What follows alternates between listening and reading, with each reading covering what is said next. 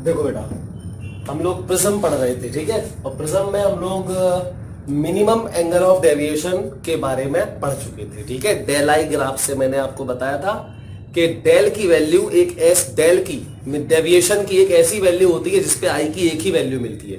Actually में उस case में आई और ई मतलब एंगल ऑफ इंसिडेंस और एंगल ऑफ इमरजेंस ये दोनों बराबर हो जाते हैं। बाकी सारे केस में यहां आई होता है, यहां ई होता है, ये दोनों अलग अलग होते हैं, क्लियर। लेकिन यहां से भेजो तब भी एंगल ऑफ डेविएशन डेल मिलेगा और यहां से भेजो तब भी एंगल ऑफ डेविएशन डेल मिलेगा।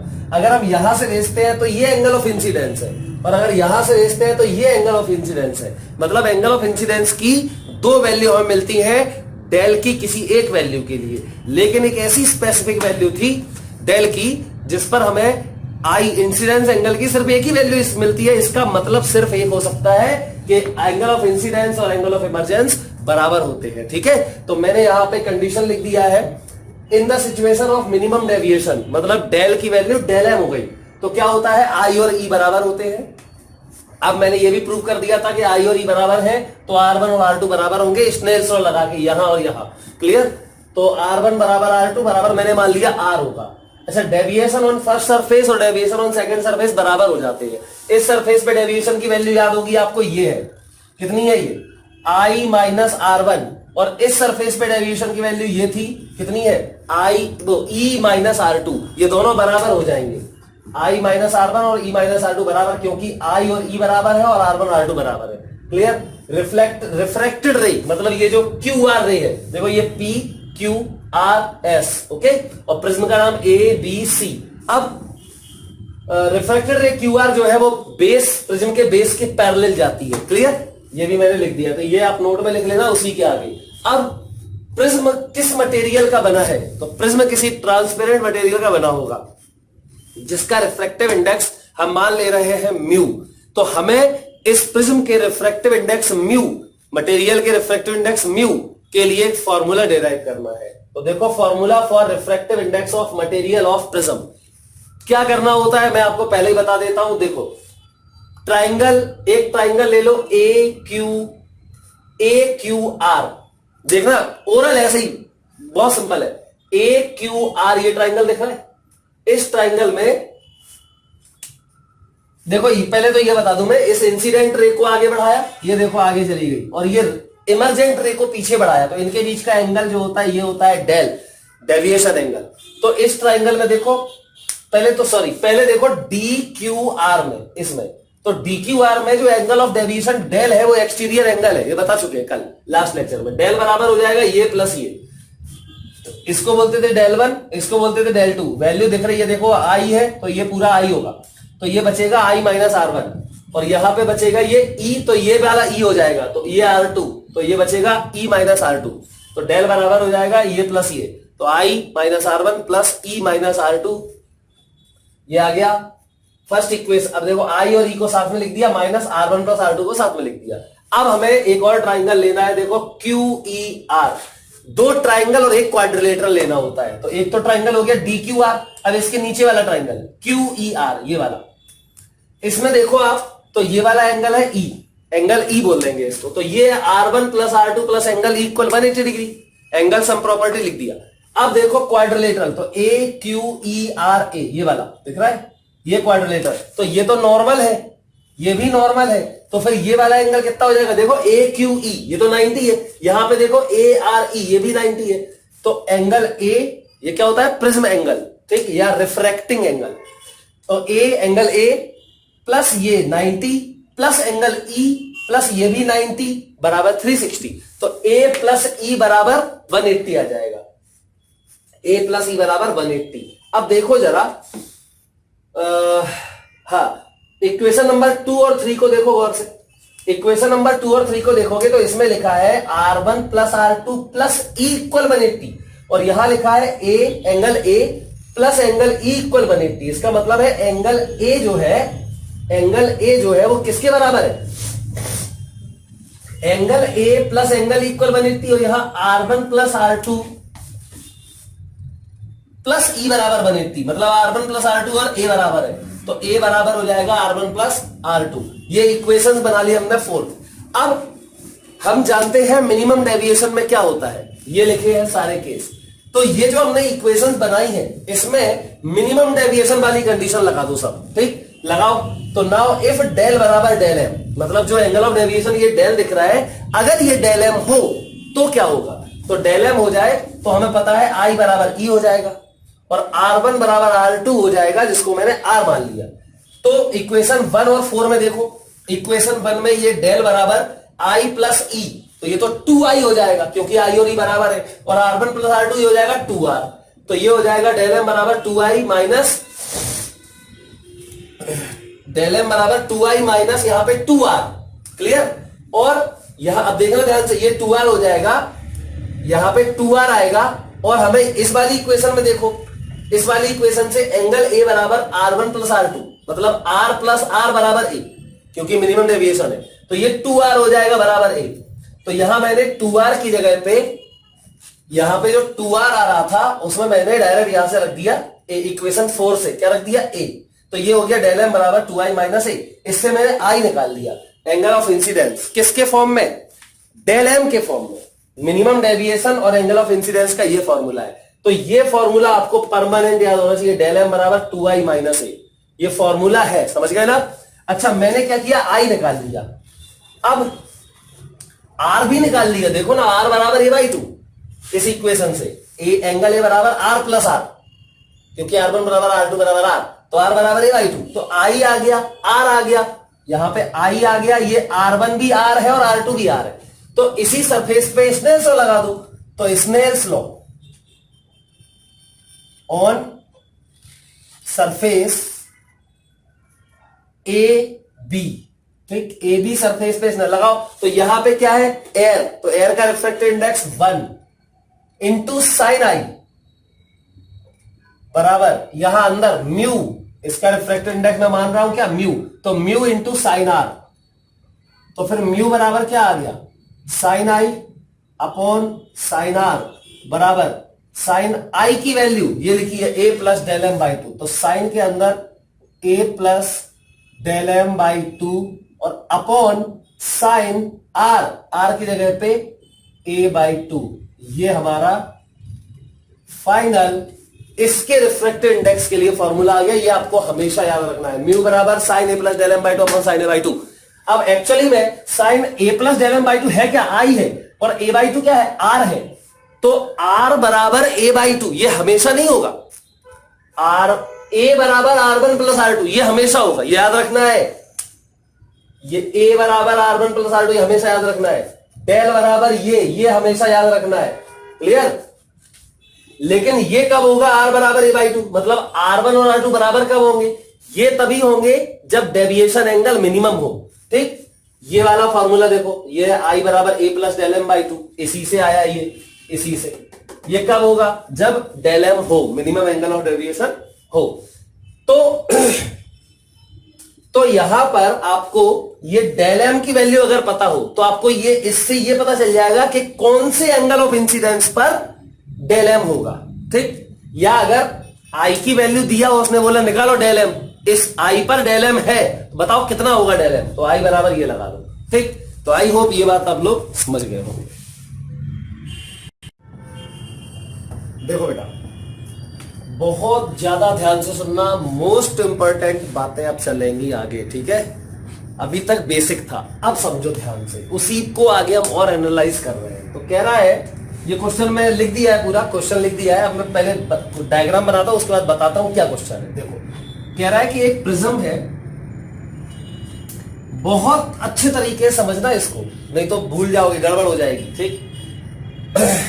देखो कह रहा है ये प्रिज्म है, ये प्रिज्म एंगल है, एंगल ए, और यहां से मैं एक रे को इंसिडेंट कर रहा हूं। देखो ये रे इंसिडेंट रे है, यहां नॉर्मल बना लेते हैं अपन लोग, बना लिया नॉर्मल। ये क्या होता है, angle of incidence, angle of incidence I हो गया, फिर ये रे रिफ्रैक्ट होके यहां चली जाती है, ठीक, और फिर यहां से कहां जाती है, यहां से फिर से हम नॉर्मल बनाते हैं। ये एंगल ऑफ रिफ्रैक्शन और ये भी एंगल ऑफ रिफ्रैक्शन, ये क्या है R1 और ये है सेकंड सरफेस पे एंगल ऑफ रिफ्रैक्शन R2। अब ये वाली रिफ्रैक्टेड रे कहां जा सकती है, देखो बाहर। अब सोचो तुम, ये मीडियम कौन सा है, ये मीडियम है डेंसर मीडियम, प्रिज्म का मीडियम डेंसर है, यहां एयर है, इसका रिफ्रैक्टिव इंडेक्स है म्यू, क्या है म्यू, ये डेंसर है।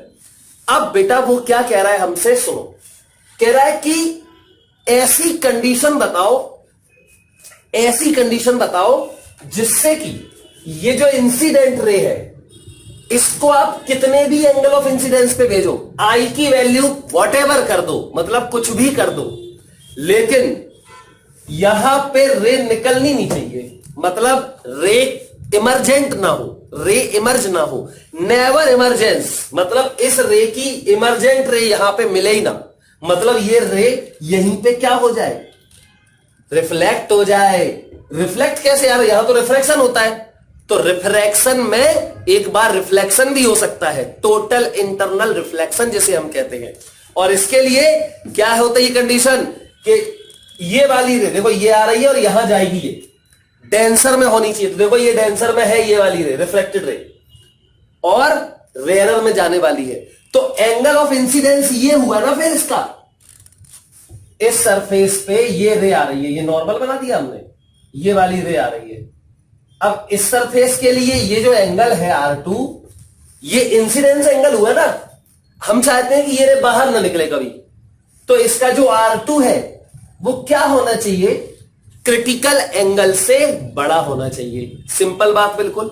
अच्छा, तो फिर ये रिफ्लेक्ट हो जाएगी, देखो यहां TIR हो गया है ना, टोटल इंटरनल रिफ्लेक्शन हो गया।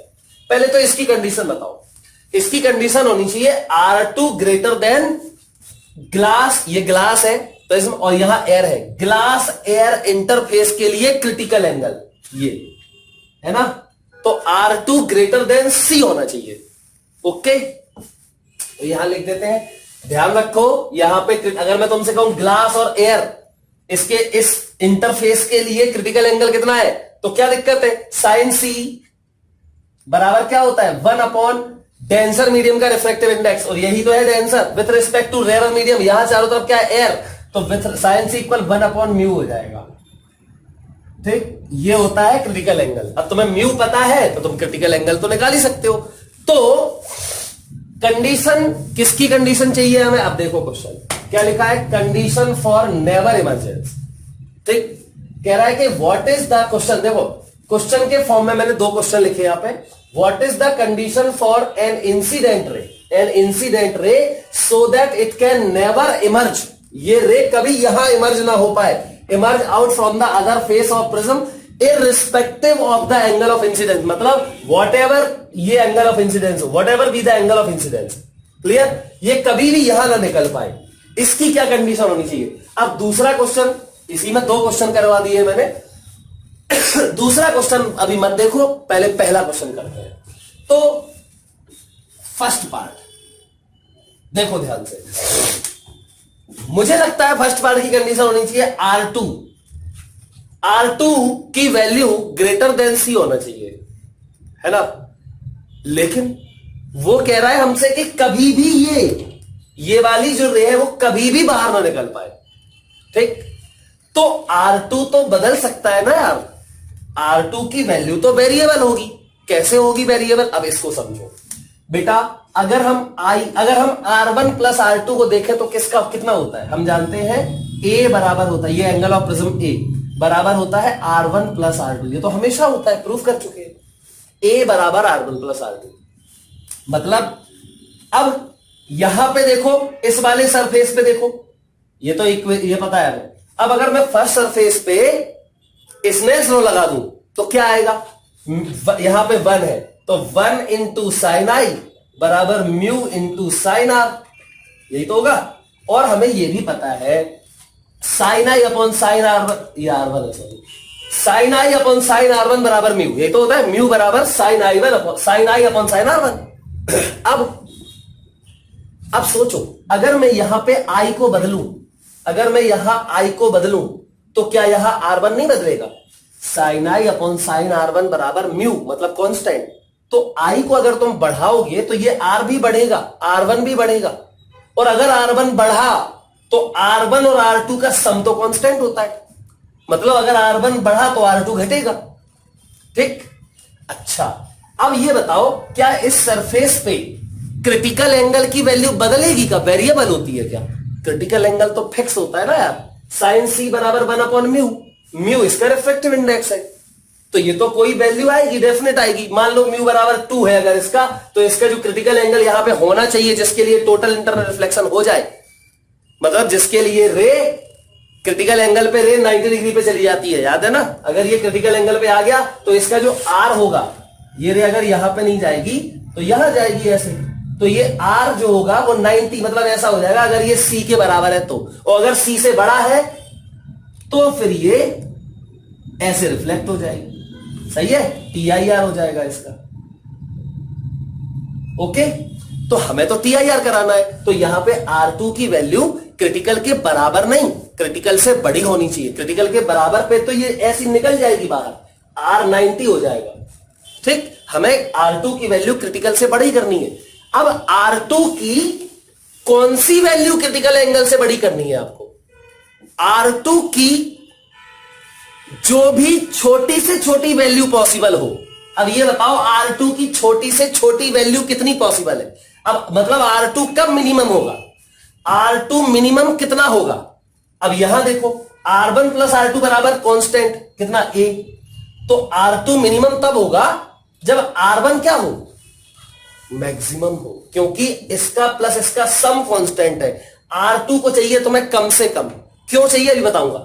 R2 को कम से कम चाहिए तो R1 को मैक्सिमम होना पड़ेगा, है ना? अब R1 मैक्स कितना होगा? R1 यहां पे R1 मैक्स कब होगा?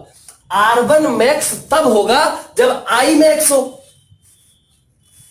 R1 मैक्स तब होगा जब I मैक्स हो। सही बात है। I मैक्स कितना होता है बताओ? अच्छा, इस सरफेस पे कितना एंगल ऑफ इंसिडेंस मैक्सिमम हो सकता है? 90 डिग्री। इसको ऐसे भेज दो, है ना? तो इसका मतलब ये हुआ, अब समझो ध्यान से इसी को, मैं यहां पे फिर से इसका डायग्राम बना के आपको बताता हूं। अगर मैं क्या करूं, अगर मैं यहीं पर इस रे को ऐसे भेज दूं, देखो ऐसे ऐसे भेज दिया हमने, ये रे जा रही, मतलब इस सरफेस पे मैंने I की वैल्यू क्या कर दी? 90 डिग्री कर दी। तो फिर यार यहां पे ये जो रे जाएगी, ये जो रे जाएगी, देखो ऐसे भेजी ऐसे गई। प्रिंसिपल ऑफ रिवर्सिबिलिटी हमेशा याद रखना, अगर तुम ऐसे भेज रहे हो तो ये ऐसे आ रही है, अगर तुम ऐसे भेजोगे तो ये ऐसे जाएगी, अगर तुम ऐसे भेज रहे हो तो ऐसे जाएगी, और अगर इसी को रिवर्स कर दो ऐसे तो ऐसे जाएगी। ये तो स्नेल्स लॉ से भी प्रूफ हो रहा है। अब अगर मैंने यहां ऐसे भेज दी रे तो ऐसे गई, ये है R2। अब अगर मैं इसको ऐसे भेज दूं ऐसे, तो फिर ये ऐसी जाएगी कि नहीं? अब यही वाली कंडीशन फिर आ गई। देखो अगर इस रे को तुमने यहां से भेजा तो ये ऐसे गई, अगर तुमने यहां से भेज दिया तो ये ऐसे चली जाएगी, और ये हो जाएगा क्रिटिकल एंगल वाला केस। क्रिटिकल एंगल के बराबर एंगल हो जाएगा ये R2, क्योंकि अगर तुमने ऐसे भेजा, ये डेंसर मीडियम है, डेंसर मीडियम से जा रही रे यहां जाएगी रिफ्रैक्टेड वो रेयर मीडियम में, तो ये ऐसी चली गई, मतलब यहां पे 90 डिग्री पे एंगल पे गई। तो इसका मतलब ये जो एंगल है डेंसर मीडियम में, ये R2 की वैल्यू C के बराबर है।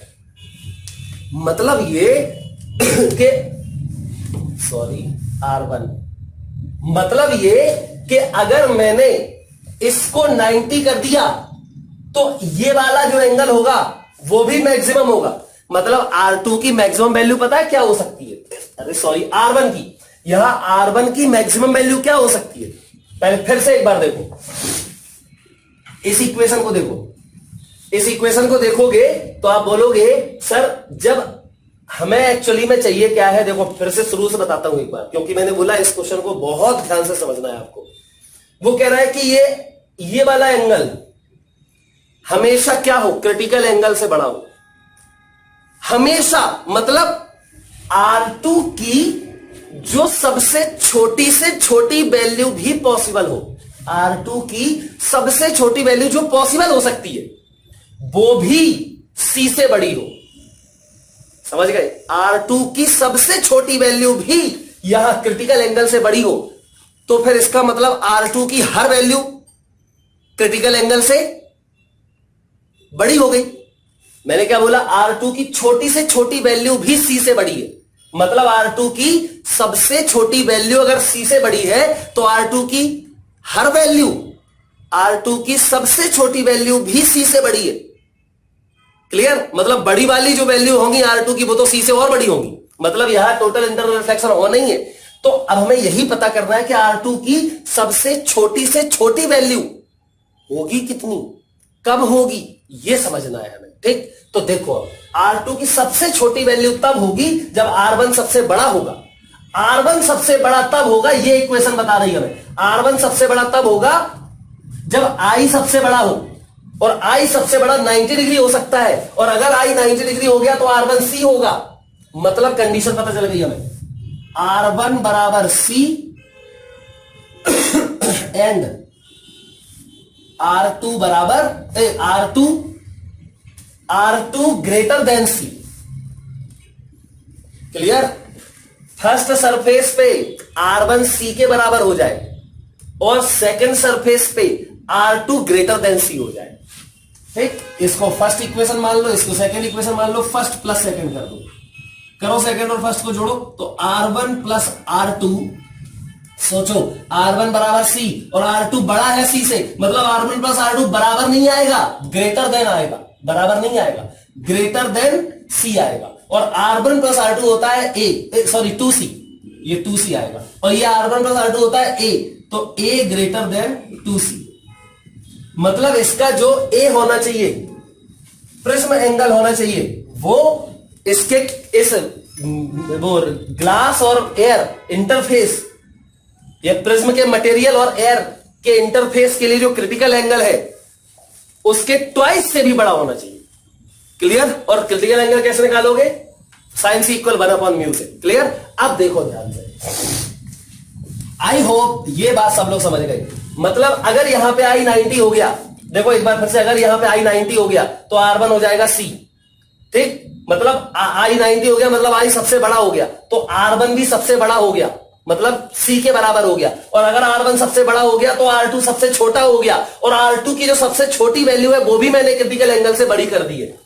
R2 की सबसे, देखो ये वाली कंडीशन बोल रही है कि R2 की वैल्यू सबसे छोटी है, ठीक, मिनिमम जितना भी हो सकता है वो है, लेकिन वो वाली वैल्यू भी मैंने C से बड़ी की। इसका मतलब यहां हर हाल में ये जो रे आएगी उसका R2 जो होगा वो C से बड़ा ही होगा, तो रिफ्लेक्शन इंटरनल रिफ्लेक्शन हो जाएगा, तो यहां इमरजेंट रे नहीं मिलेगी, तो ये नो इमरजेंस की कंडीशन हो गई।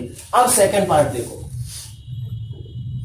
सेकंड पार्ट में कह रहा है what should be the minimum value of refractive index. अब कह रहा है कि इसका रिफ्रैक्टिव इंडेक्स बताओ मिनिमम कितना हो चाहिए। यार तुम जब ए निकाल चुके, सी के फॉर्म में सी दोनों साइड साइन ले लो, दोनों साइड साइन ले लो, तो दोनों साइड अगर इसी में साइन ले लो तुम, तो ये हो जाएगा साइन ए ग्रेटर देन या A/2 कर दो पहले। ये देखो ये 2C था, इसको मैंने A/2 कर दिया, तो sine A/2 greater than sine C।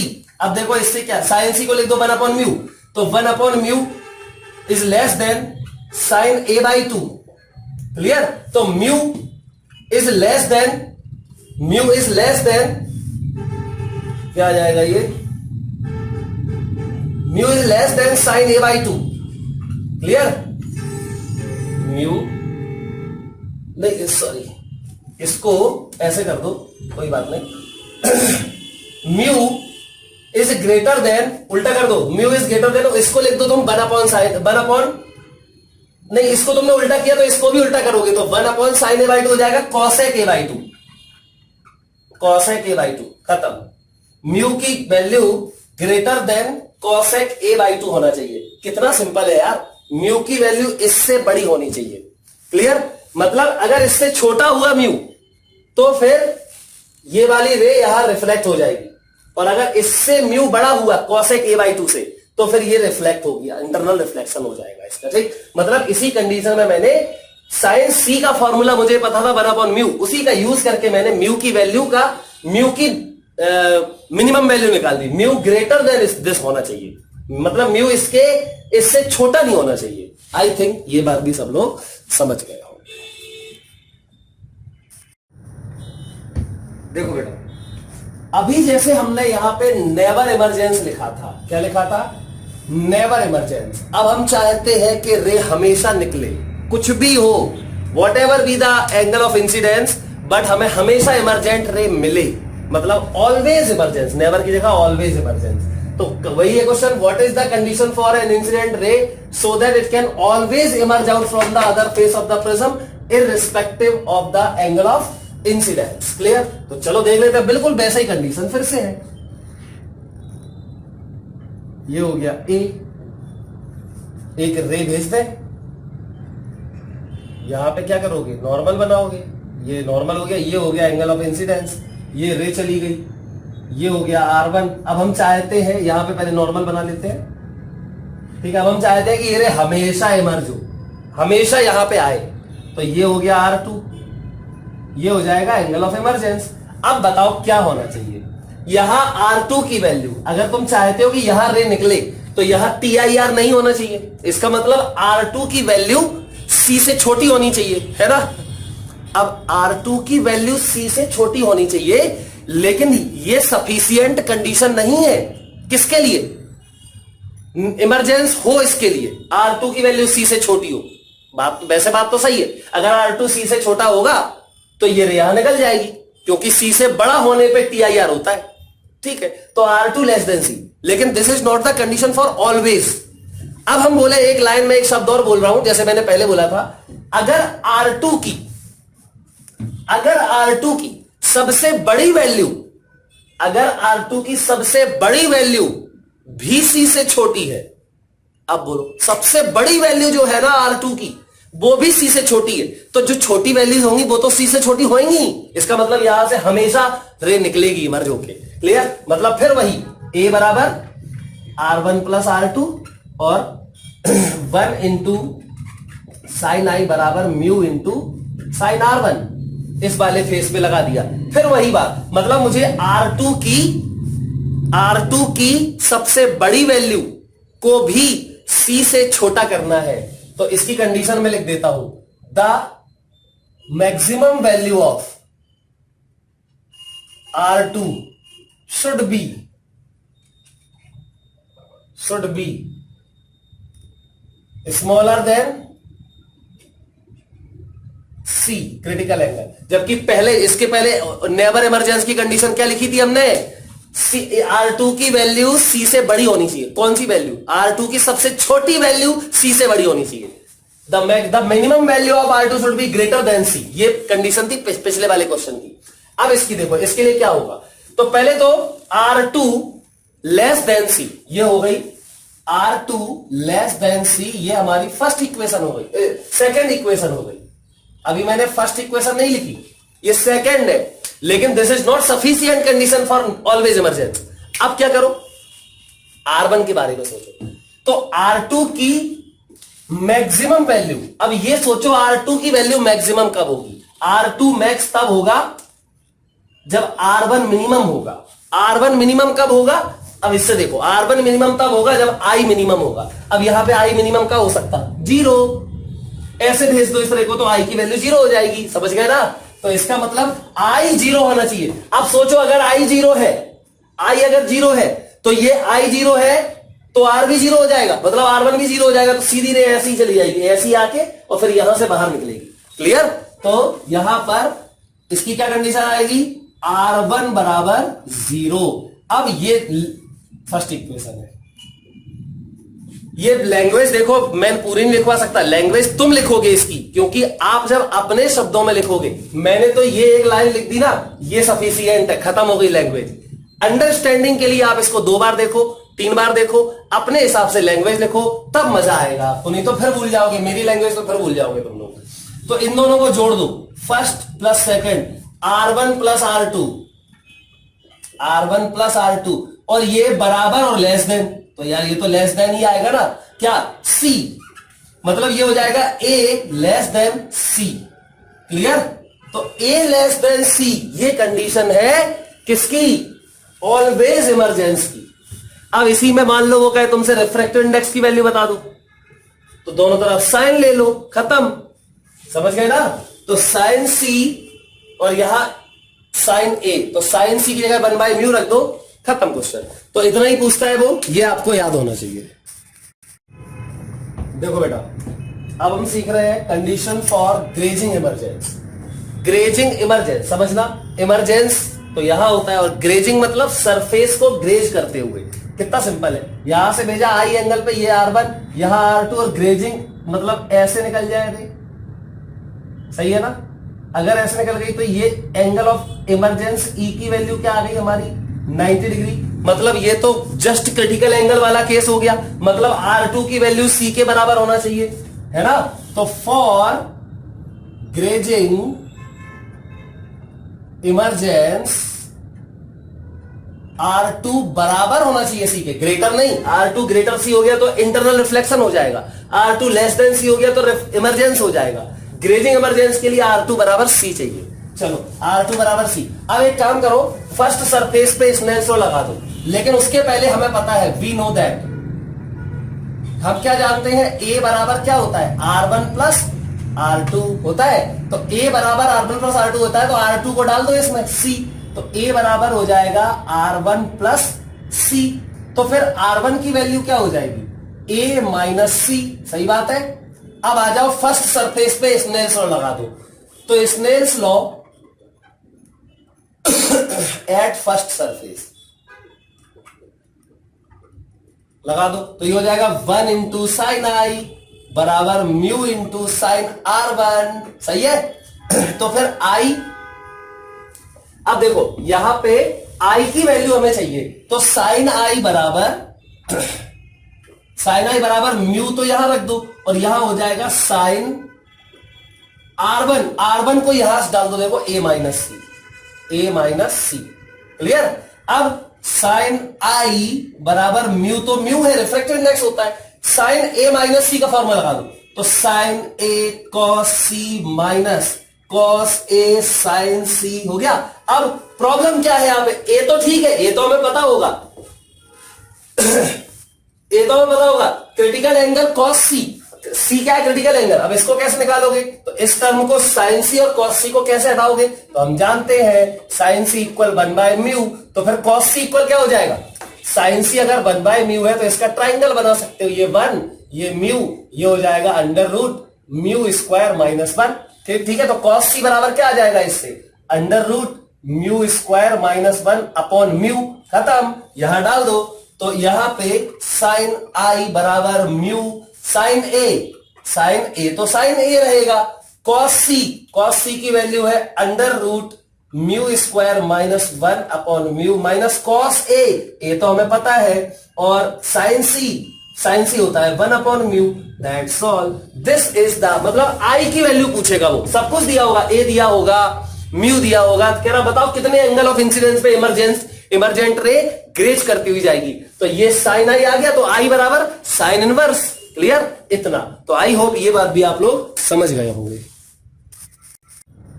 देखो बेटा, अभी हमने ग्रेजिंग इमरजेंस सीखा था, है ना। अब हम देखते हैं अगर हम रे को इंसिडेंट कर दें ग्रेज करते हुए, तो ये हो गया ग्रेजिंग इंसिडेंस, ठीक। इस केस में देखते हैं क्या होता है। तो इतना तो पहले आपको बता चुके हैं कि अगर यहां से ऐसे, तो आई बराबर 90 और ये R1 है एंगल। अब इसको उल्टा कर दो, अगर यहां से भेजोगे तो ये ऐसे जाएगी, मतलब ये क्रिटिकल एंगल है R1, ठीक। तो R1 is equal to C, तो यहां लिखते हैं R1 बराबर तो C हो गया, क्लियर। क्योंकि बिकॉज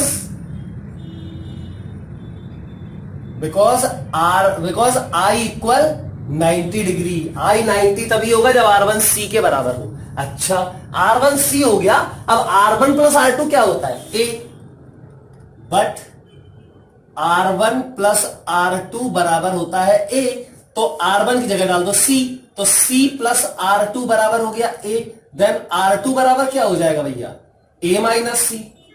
चलो बहुत बढ़िया, ये देखो पहली बात, ये दूसरी बात। अब हम ये चाहते हैं, इसमें देखो हमारी कंडीशन भी हो सकती है, हम चाहते हैं कि ये वाली रे जो है इमर्ज हो, हम चाहते हैं यहां से बाहर आए ये रे, मतलब फॉर इमरजेंस। तो if we want the ray, मतलब the refracted ray to be emerge out, then अब इमर्ज आउट, अगर आपको यहां से देखो बाहर निकालना है तो ये R2 की वैल्यू क्रिटिकल एंगल से छोटी होनी चाहिए, then R2 less than C। बिल्कुल सही बात है। अब R2 की वैल्यू यहां से उठा के डाल दो, है ना, तो फिर ये हो जाएगा A माइनस सी, R2 की जगह A minus C less than C। बहुत बढ़िया, तो फिर A लेस देन इस तरफ ले जाओ 2C, देखो A लेस देन 2C आ गया ना। अगर A, हाँ तो अगर तुम्हें इमरजेंट रे चाहिए तो A की वैल्यू लेस देन 2C होनी चाहिए। चलो ये तो हो गया जनरल डिस्कशन। अब चलो अगर वो हमसे कहे बताओ कितना डेविएशन होगा, तो डेविएशन निकाल लेते हैं। चलो डेविएशन ऑन फर्स्ट सरफेस, या अच्छा चलो एक बात और, एक और नोट बता दें, इसमें क्या कंडीशन हुई, इसकी कंडीशन ये हुई A less than 2C, A less than 2C, मतलब यहां पे ग्रेजिंग इंसिडेंस होगा और इमरजेंस होगा, इमरजेंट रे मिलेगी आपको। अगर यहां पे A बराबर 2C हो जाए, मतलब देखो यहां पर 90 डिग्री है तो मतलब R1 बराबर C तो हो ही गया, और अगर ये E जो है E ये भी ग्रेज करते हुए निकल जाए, बहुत इंपॉर्टेंट बात बता रहा हूं, अगर यहां पे इमरजेंट रे भी ग्रेज करती हुई जाए, if emergent ray is also grazing,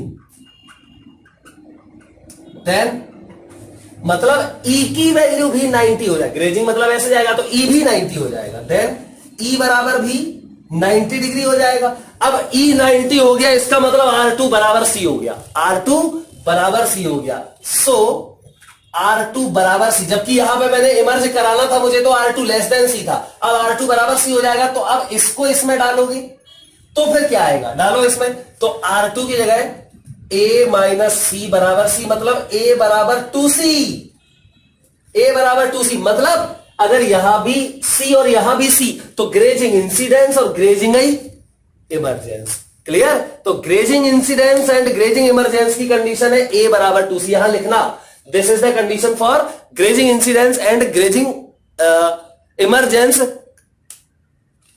simultaneously.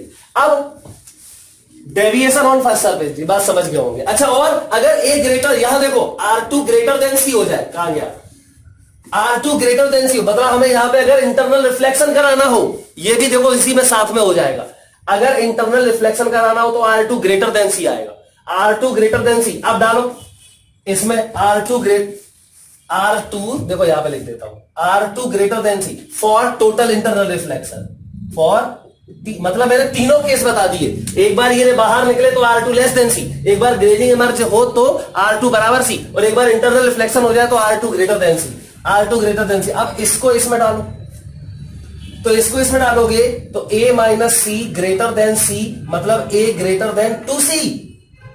ये तो हम पहले ही पढ़ चुके हैं, ये तो हम पहले ही सीख चुके हैं, A greater than 2C, sorry A greater than 2C, A greater than 2C ये हम पहले ही सीख चुके हैं नेवर इमरजेंस के लिए, मतलब ये रे गई और यहां से ये इंटरनली रिफ्लेक्ट हो जाएगी। चलो इतनी बात आई थिंक 100% लोग समझ गए होंगे, नहीं समझे तो एक बार फिर से देखो वीडियो को, ठीक। अब देखो deviation on the first surface, यहां सरफेस पे डेविएशन क्या होता है, आई, अरे ये जा रही रे ऐसी जा रही थी और ऐसे गई, तो ये होगा पूरा कितना, ये पूरा होगा 90, मतलब आई, और ये R1 चला गया तो डेविएशन तो इतना हुआ ना, ये ऐसी जा रही थी और ऐसी गई, तो ये डेविएशन है, कितना है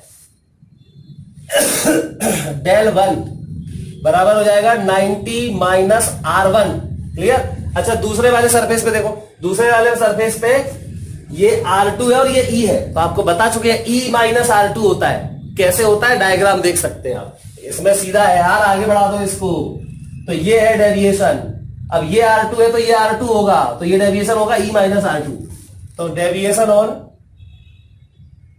सेकेंड सरफेस डेल 2 बराबर क्या हो जाएगा E minus R2, clear E minus R2। अब यहां पे एक बात देखो ध्यान से, ये I 90 है तो R1 कितना होना है C, तो यहां पे लिख दो 90 माइनस C, और ये हो जाएगा टोटल डेविएशन, टोटल डेल बराबर हो जाएगा डेल 1 प्लस डेल 2, तो डेल बराबर 90 minus C plus E minus R2, तो डेल बराबर हो जाएगा 90 माइनस 90 प्लस ई, देखो 90 प्लस ई, और इसमें दोनों में माइनस कॉमन ले लो, तो माइनस कॉमन लेके C प्लस R2 आ जाएगा, और C plus R2 is A, तो डेल बराबर हो जाएगा 90 प्लस ई माइनस ए। कितना सिंपल सा क्वेश्चन है। यही चीजें हम न्यूमेरिकल में भी यूज करेंगे सब में। ये मैं थ्योरेटिकल आपको न्यूमेरिकल सीखने के लिए मैं थ्योरी डिटेल में एक्सप्लेन कर रहा हूं आपको। आई होप ये बात सब लोग समझ गए होंगे। देखो बेटा, हम लोग पहले सीख चुके हैं कंडीशन फॉर मिनिमम डेविएशन, सबसे पहले यही सीखा था, condition for minimum deviation, del M. क्या था कंडीशन? थी आई बराबर ई। याद है एक्सपेरिमेंटल हमने किया था, ग्राफ बनाया था, डेल आई ग्राफ, उससे पता चला था आई बराबर ई होना चाहिए। दूसरा R1, अगर आई बराबर ई है तो R1 बराबर R2 बराबर R होता है, और R1 प्लस R2 बराबर A होता है, और R1 बराबर R2 बराबर R, तो 2R बराबर A, R बराबर A बाई 2। क्लियर?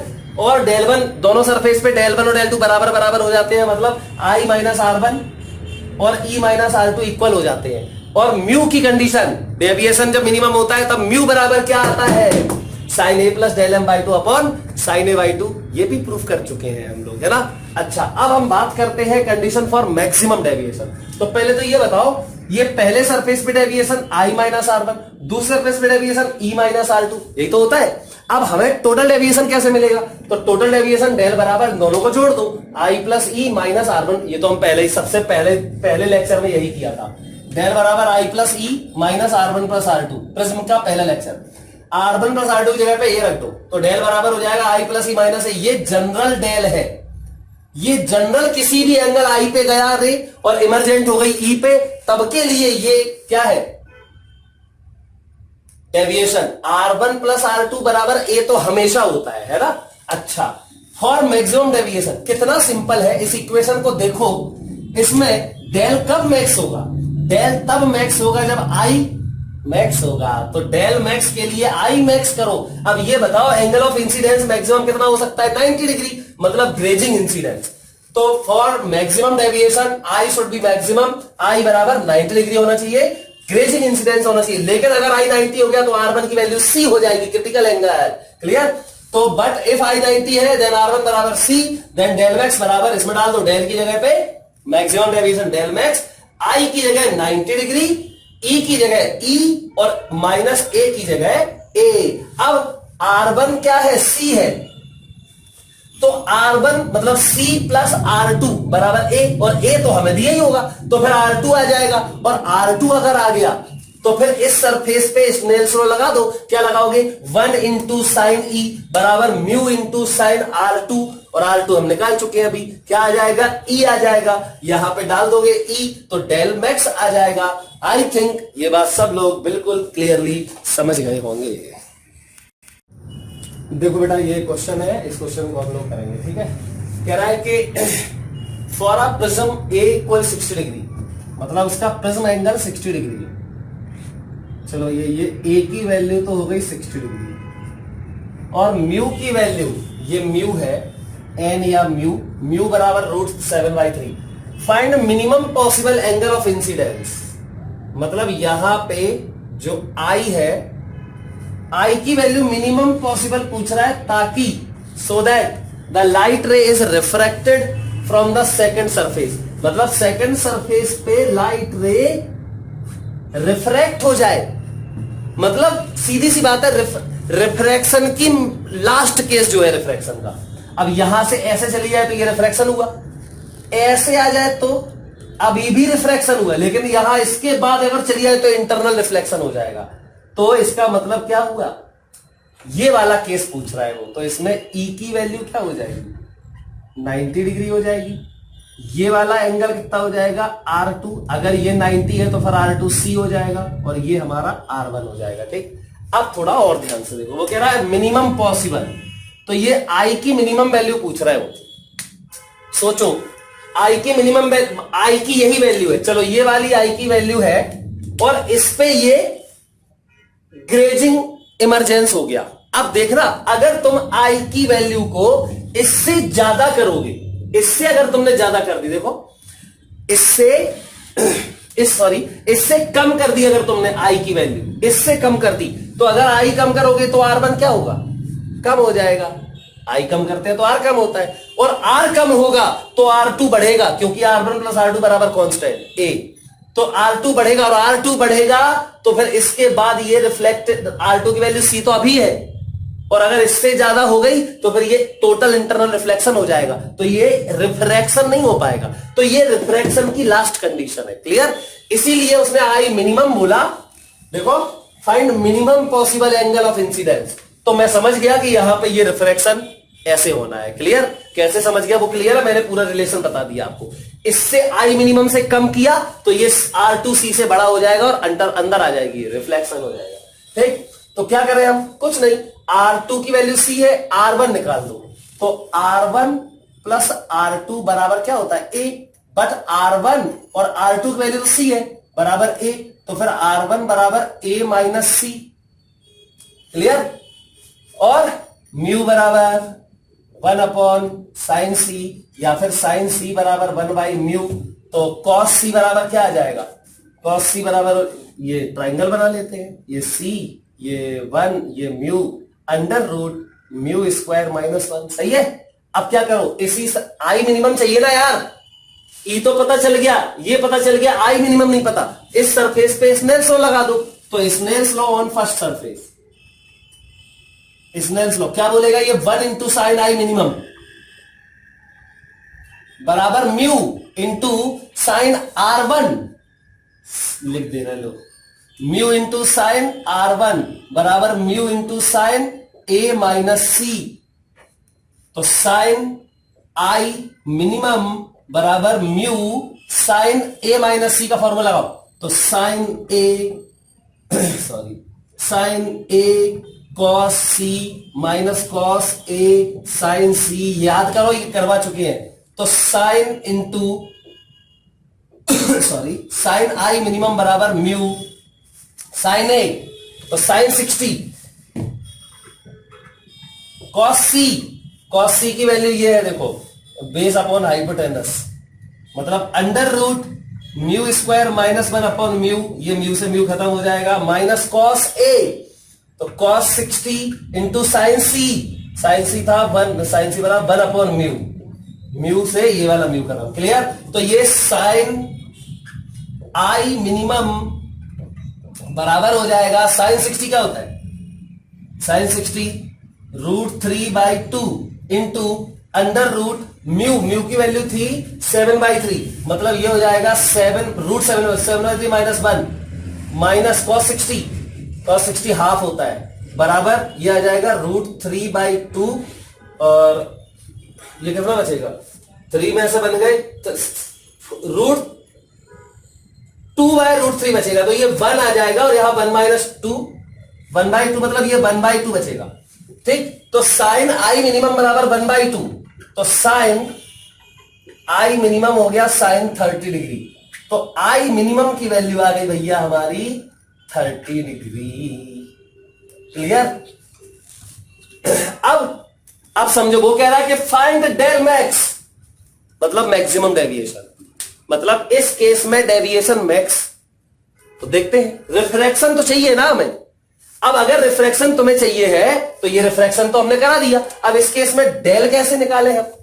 तो डेल की वैल्यू क्या होती है? आई प्लस ई माइनस ए बराबर आई की वैल्यू 30 डिग्री, ई की वैल्यू 90 डिग्री, तो 30 डिग्री प्लस 90 डिग्री और माइनस ए की वैल्यू 60 डिग्री, क्या बचा? ये आंसर आ जाएगा 60 डिग्री।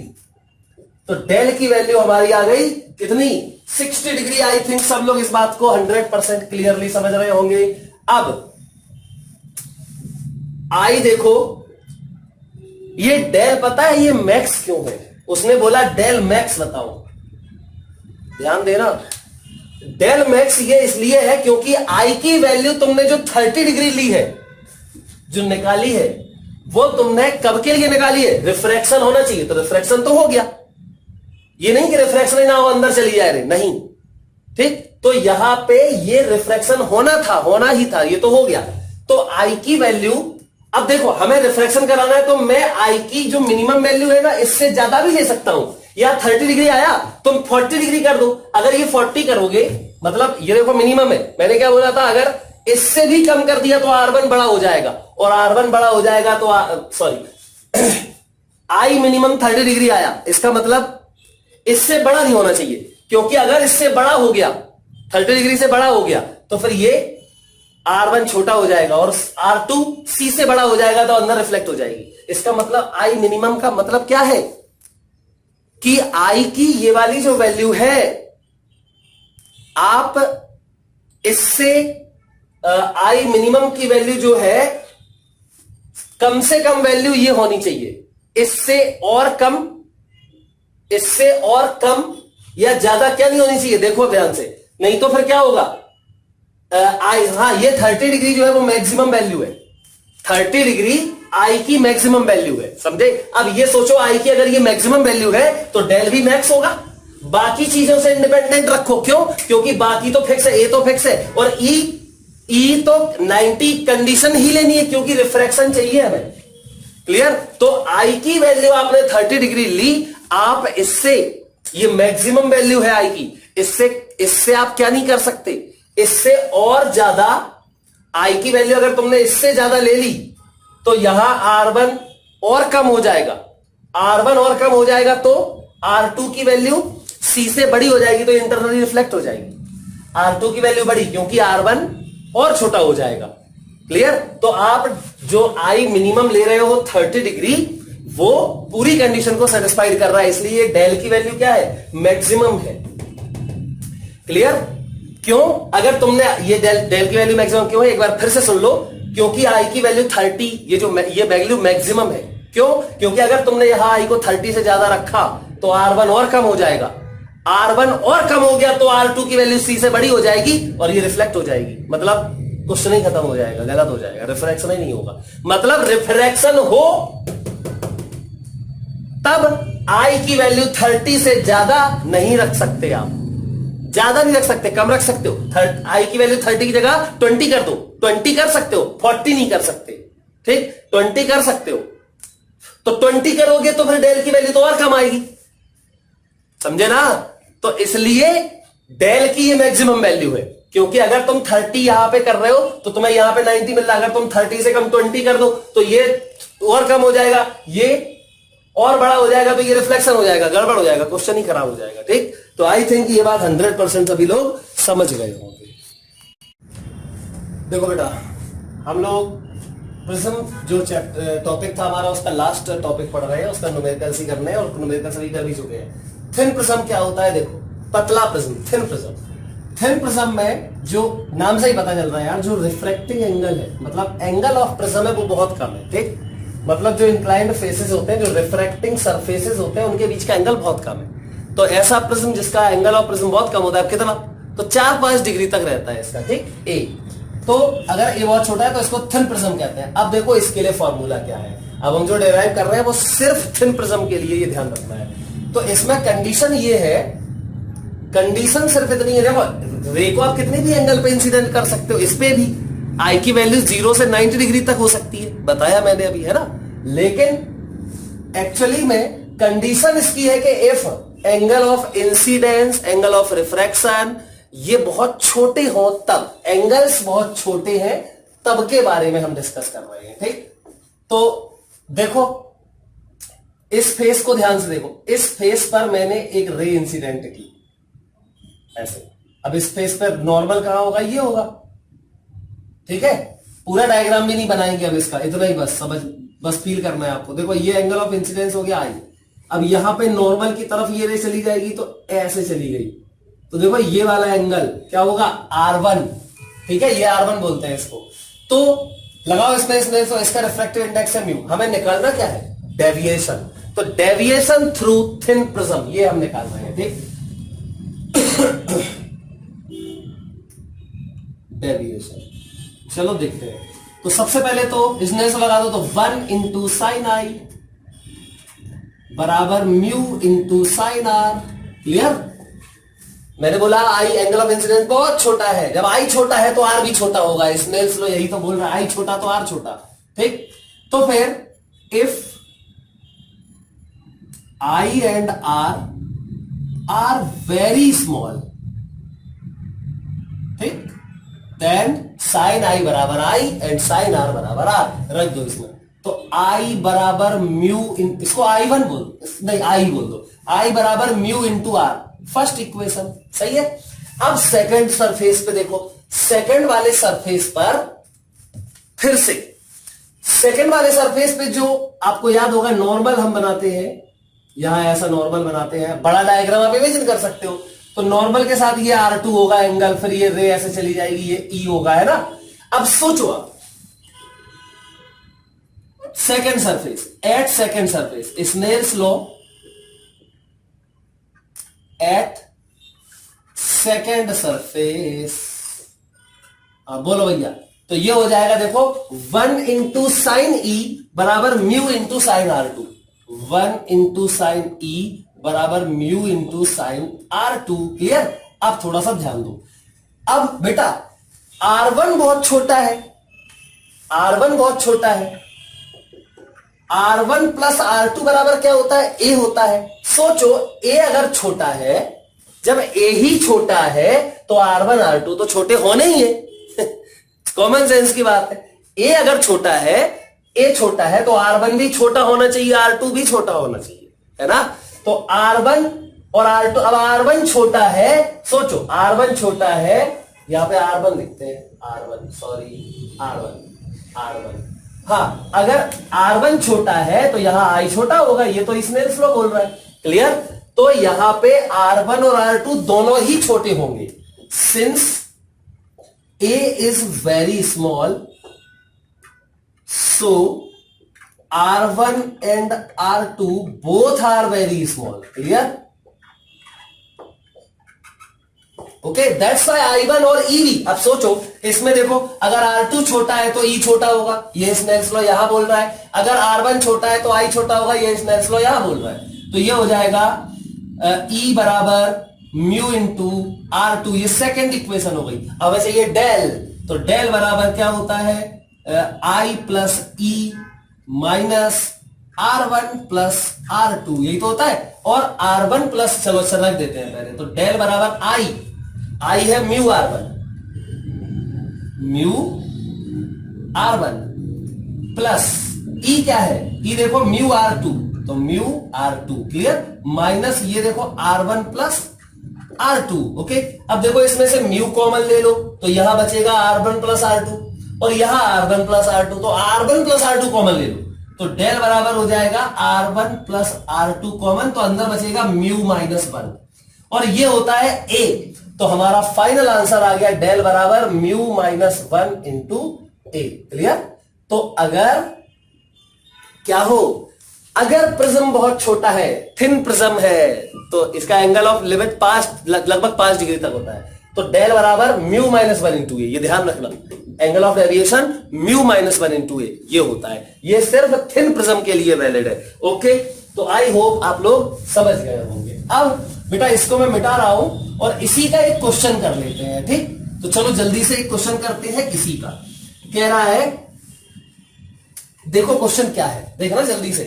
कह रहा है क्वेश्चन, मैं क्वेश्चन बोल रहा हूं, लिख लो, नहीं तो कुछ लोग बोलते हैं कि आप क्वेश्चन लिखते नहीं हो पूरा। मैं सारे क्वेश्चंस ऑलमोस्ट लिखता ही हूं, एक आध कभी कुछ हो जाता है तो मैं बोल देता हूं, तो मैं बोल रहा हूं अभी, अब लिखने में टाइम लगेगा। तो सुनो, कह रहा है कि एक थिन प्रिज्म है जिसका एंगल ऑफ प्रिज्म है 2 डिग्री, ए की वैल्यू 2 डिग्री दी गई है। अब वो कह रहा है कि it produces angle of deviation 1 degree, angle of deviation del बराबर 1 degree when it is placed in air, when it is placed in air. Clear. अब कह रहा है कि इसका रिफ्रैक्टिव इंडेक्स जो है, इसका रिफ्रैक्टिव इंडेक्स है मटेरियल का, प्रिज्म का 3/2। अब वो कह रहा है कि when it is kept in water of refractive index 3/2, then find the angle of deviation produced by this prism. बिल्कुल क्लियर क्वेश्चन। चलो, तो सबसे पहले इन एयर, इन एयर में डेल 1 बराबर क्या है, 1 डिग्री। अच्छा, ए थोड़ी बदल जाएगा, ए तो चाहे जहां रखो वही रहेगा। तो चलो लगाओ पहले फॉर्मूला, तो डेल 1 बराबर हो जाएगा म्यू माइनस 1 इंटू ए। अब व्हाट अबाउट म्यू, आपको याद होना चाहिए, म्यू होता है refractive index of material of prism. Prism का है ग्लास का, तो म्यू है, यहां पर जो म्यू आएगा वो किसका होगा? Refractive index of glass. Prism glass की है, कांच की प्रिज्म है। विथ रिस्पेक्ट टू सराउंडिंग, तो विथ रिस्पेक्ट टू सराउंडिंग मतलब एयर, क्योंकि हम एयर में रखे हैं, तो ए म्यू जी। अब बताओ यहां पे ए म्यू जी कितना है? तो इसका refractive index with respect to glass तो mu g upon mu a. अब एयर का थोड़ी 1 होता है वो, तो यहां आ जाएगा 3/2। इसका रिफ्रैक्टिव इंडेक्स ग्लास का 3/2 था। तो डेल 1 क्या है? 1 डिग्री, 1 रख दो, बस डिग्री में रहने दो, बराबर ए म्यू जी की वैल्यू 3/2। नहीं, इसको हम लगा क्यों रहे थे? ये तो ठीक है, खत्म हो गया, ये तो सब कुछ पता ही है हमें।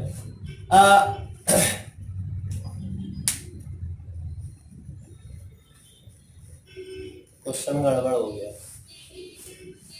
चलो भैया देखो, क्वेश्चन लिखे ही दे रहे हैं हम, ठीक? देख लीजिए क्वेश्चन।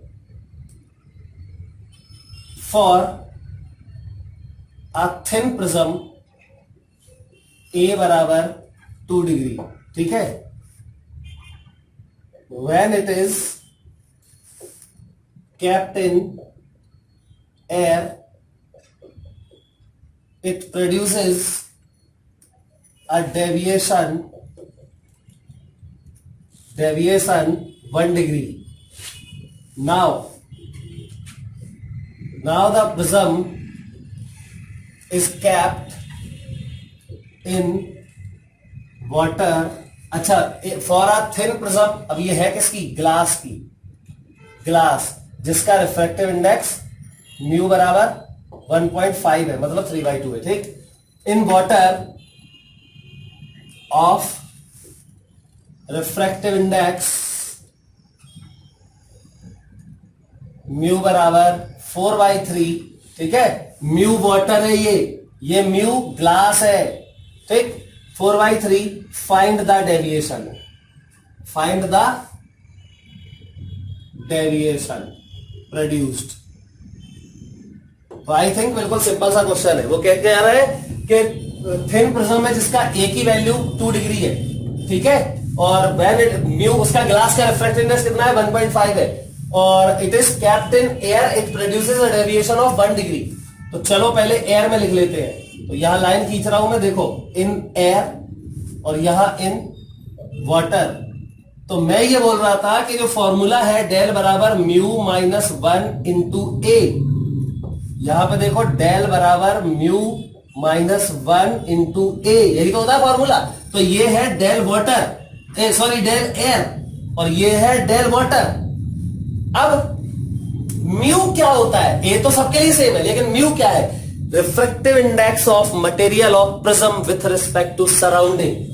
तो यहां पे refractive index of material of prism मतलब glass, with respect to surrounding मतलब एयर, क्योंकि एयर में रखी है। यहां देखो, refractive index of material of prism मतलब glass, refractive index of surround with respect to surrounding मतलब वाटर। ये बता रहा था मैं, ठीक?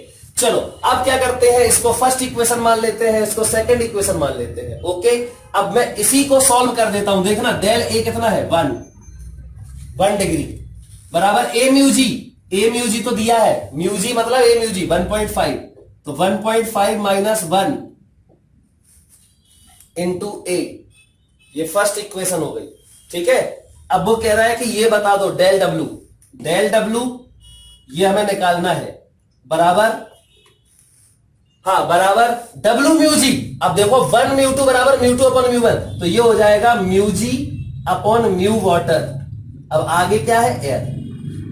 डब्ल्यू म्यू जी का फॉर्मूला ए म्यू जी अपॉन ए म्यू डब्ल्यू माइनस 1 इंटू ए की वैल्यू, ए की वैल्यू तो वही 2 डिग्री है, तो 2 डिग्री, तो डेल डब्ल्यू बराबर हो जाएगा तुम्हारा ए म्यू जी। ए म्यू जी था 1.5 मतलब 3/2, और अपॉन ए म्यू डब्ल्यू कितना है? 4/3 माइनस 1 इंटू 2 डिग्री, तो डेल डब्ल्यू बराबर आ गया।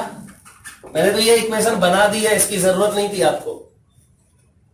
देखो रख के देख लो, 1 बराबर 1.5 माइनस 1 कितना आएगा? ये 0.5, और इंटू ए की वैल्यू कितनी है? 2 डिग्री, तो 2 डिग्री 2 से 2 1 आ जाएगा, ठीक? तो इसकी हमें जरूरत ही नहीं थी एक्चुअली में इक्वेशन की, सीधा डायरेक्ट यही इक्वेशन हमें लगाना था। अब देखो डेल डब्ल्यू बराबर हो जाएगा 9/8 माइनस 1 मतलब 1/8 इंटू 2 डिग्री, तो ये डेल डब्ल्यू बराबर हो गया 9/8 -1, तो 1/8 इंटू 2 डिग्री, तो डेल डब्ल्यू बराबर हो जाएगा 1/4 डिग्री, मतलब 0.25 डिग्री।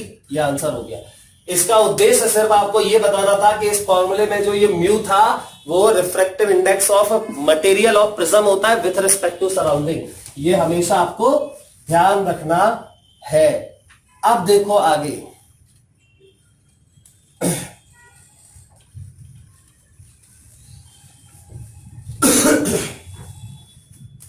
बेटा अब हमें ये देखो 2 क्वेश्चंस करने हैं और इन क्वेश्चंस पे बिल्कुल ध्यान दो।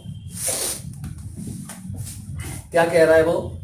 कह रहा है refractive index of liquid is, यहां लिक्विड है और ये प्रिज्म रखी है, इसके ऊपर लिक्विड है। Refractive index, find refractive index of ये प्रिज्म, ठीक। अच्छा अब देखो प्रिज्म बता दो, so that this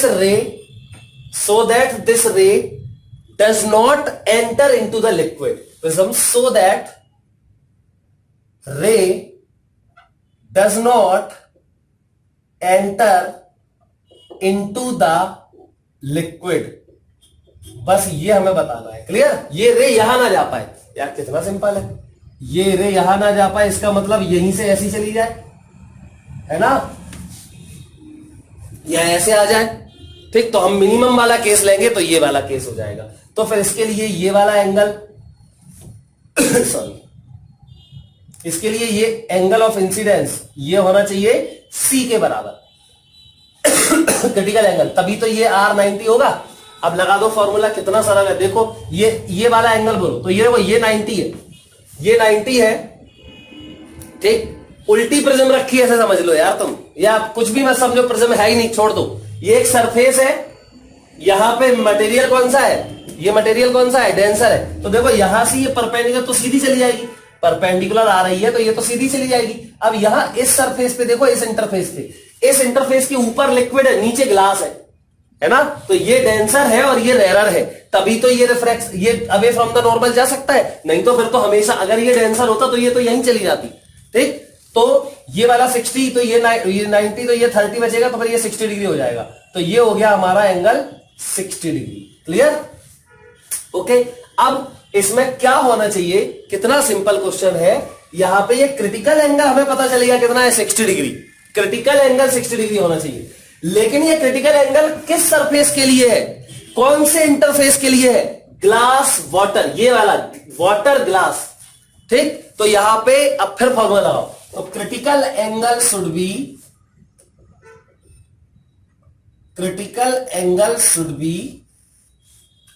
60 डिग्री, ठीक। अब मतलब C बराबर 60 डिग्री, ओके। अब बेटा साइन C बराबर 1/μ, हमें ये पता है। तो एक्चुअली में C बराबर 60 हो, या तो C बराबर 60 हो या फिर ग्रेटर देन 60 हो। अगर ये 60 से बड़ा भी हो गया तब भी अंदर आ जाएगी ना। तो हम यहां पे अगर सही लिखे तो C ग्रेटर देन और इक्वल टू 60 डिग्री, क्लियर। तो ये रे यहां पे नहीं जा पाएगी। तो यहां पे ये हो गया, हम जानते हैं साइन C, दोनों तरफ साइन ले लो, तो sine C greater than sine 60, clear. अब साइन C की वैल्यू क्या होती है, 1/μ। अब यहां समस्या है, 1/μ ग्रेटर देन साइन 60 क्या होता है, √3/2। यहां पे बहुत जरूरी है समझना, क्या कि साइन C बराबर 1/μ, तो ठीक है, म्यू क्या है ये जरूरी था। याद करो वो दिन रिफ्रैक्टिव इंडेक्स पर जब ये क्रिटिकल एंगल बताया था, mu should be refractive index of denser medium, refractive index of glass with respect to water, क्योंकि ये ग्लास डेंसर है और ये वाटर रेयर है। तो रिफ्रैक्टिव इंडेक्स ऑफ ग्लास मतलब denser with respect to rare. तो देखो अब इसको लगाओ फॉर्मूला, तो 1/Wμg को लिखोगे आप μg/μw और आगे एयर ग्रेटर देन और इक्वल टू √3/2, क्लियर। इसको ऊपर ले जाओ तो AμW ऊपर आ जाएगा। AμW है कितना, वाटर का 3/2, देखो यार वाटर का 3/2 दिया है, ठीक। तो AμW ऊपर आ गया, वाटर का 3/2 अपॉन में Aμg, यही निकालना है हमें। Find the find the refractive index of prism, मतलब मटेरियल ऑफ प्रिज्म मतलब ग्लास, ग्रेटर देन और इक्वल टू √3/2। देखो 2 से ये 2 खत्म, मतलब a mu g should be greater than क्या, √3, ये इधर आएगा, हाँ तो 1/√3, ठीक, खत्म। ये हमारा आंसर हो गया। तो आई होप, आई थिंक ये क्वेश्चन सभी लोग 100% क्लियरली समझ गए होंगे, और किसी को कोई प्रॉब्लम है तो आप इसको फिर से एक बार देख सकते हैं।